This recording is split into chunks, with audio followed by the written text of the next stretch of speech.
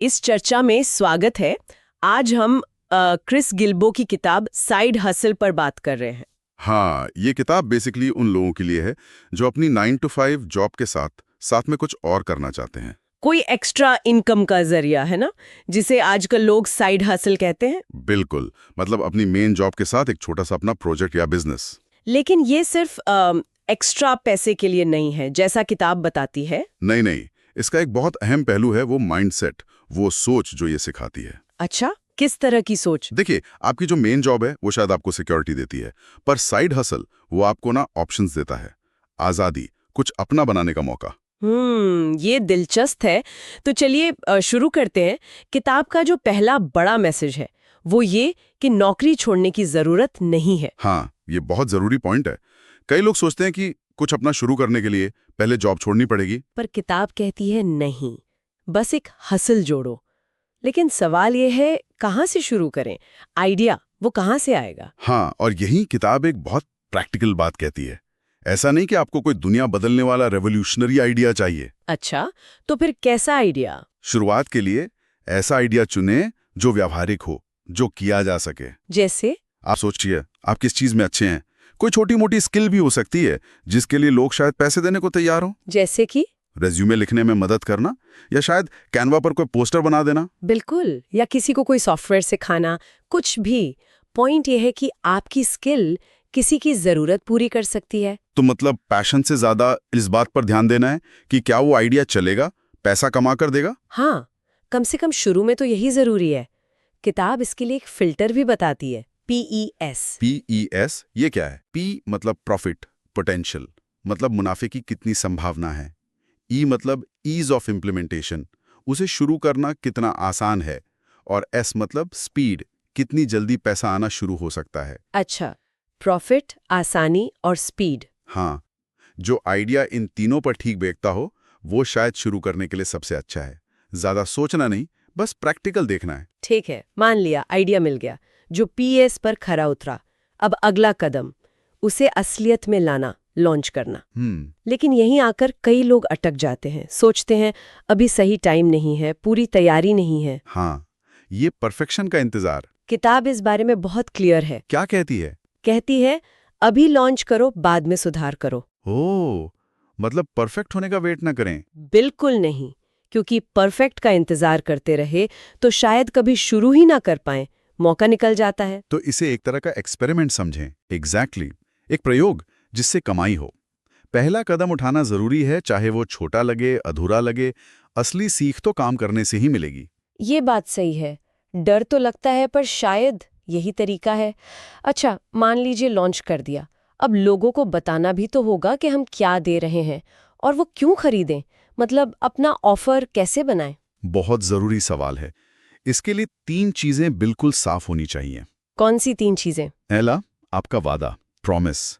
आप ग्राहक की कौन सी प्रॉब्लम सॉल्व कर रहे हैं या कौन सी इच्छा पूरी कर रहे हैं। ठीक है, वादा।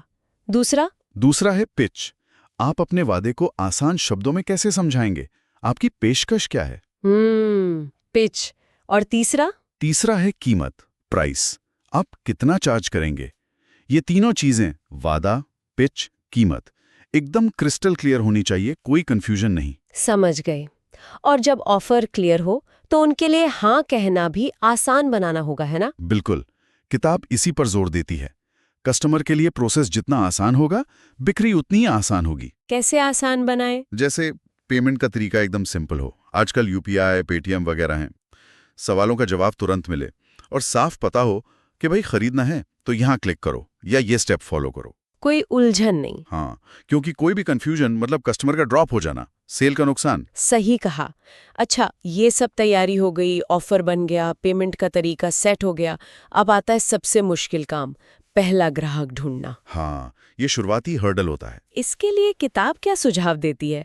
बड़े लेवल पर मार्केटिंग करें? नहीं, बिल्कुल नहीं। किताब कहती है छोटे से शुरू करो, स्टार्ट स्मॉल। छोटे से मतलब? अपने जान पहचान वालों से शुरू करो, दोस्त, परिवार, सहकर्मी। उन्हें बताओ आप क्या कर रहे हो। अच्छा, और? फिर social media, WhatsApp groups, Facebook groups, जहां आपके संभावित ग्राहक हो सकते हैं, वहां शेयर करो। तो शुरू में ब्रांड बनाने पर फोकस नहीं? नहीं, शुरू में फोकस होना चाहिए पहला पैसा कमाना। वो पहली कमाई, चाहे कितनी भी छोटी हो, वो आपके आइडिया का सबसे बड़ा प्रूफ होती है। वो मोटिवेशन देती है। ये बात तो है। पहली कमाई की फीलिंग ही अलग होती है। बिल्कुल। और जब कमाई होने लगे, कुछ ग्राहक आ जाएं, तो क्या बस करते रहना है? नहीं, यहाँ एक और जरूरी कदम आता है। वो है ट्रैक करना, हिसाब रखना। ट्रैक करना क्या मतलब? अपनी बिक्री देखो, खर्चे देखो, मुनाफा देखो। इसे सिर्फ एक हॉबी की तरह मत चलाओ, इसे एक छोटे बिजनेस की तरह देखो। अच्छा, मतलब नंबर्स पे ध्यान देना जरूरी है। बहुत जरूरी। क्या ये वाकई फायदे का सौदा है? क्या इसमें जो टाइम लग रहा है वो वर्थ है? ये सवाल पूछना जरूरी है। इसका मतलब ये भी हो सकता है कि कोई साइड हसल शायद काम ना करे या उसे बंद करना पड़े। हाँ बिल्कुल, और ये ठीक है। किताब कहती है कि हर साइड हसल हमेशा के लिए नहीं होता। तो कुछ साइड हसल सिर्फ सीखने के लिए होते हैं, एक स्टेपिंग स्टोन की तरह।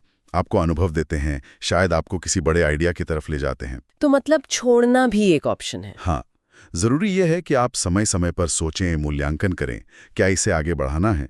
क्या इसमें कुछ बदलना है? या इसे छोड़कर कुछ नया ट्राई करना है?